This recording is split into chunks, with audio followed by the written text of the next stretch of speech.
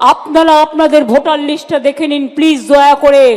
তা নাহলে যে কোনো দিন এনআরসির নাম করে এবং ক্যান নাম করে আপনাদের কিন্তু নামটা ছল চাতুরি করে কেটে দেবে।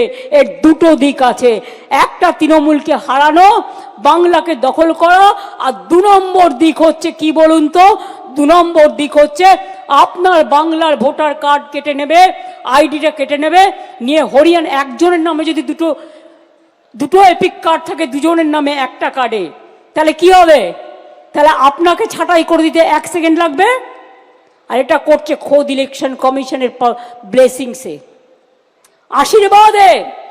ডেটা অপারেটরদের লক্ষ্য রাখুন, ডেটা অপারেটরদের লক্ষ্য রাখুন। খেলা আবার হবে। 2026-এর খেলাটা আর একটু জোরে মারতে হবে, বল জোরে মারতে হবে,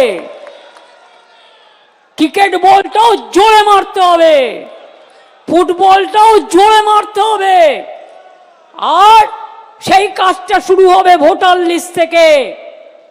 আর চুকিটকিট খেলাও হবে, সুইমিং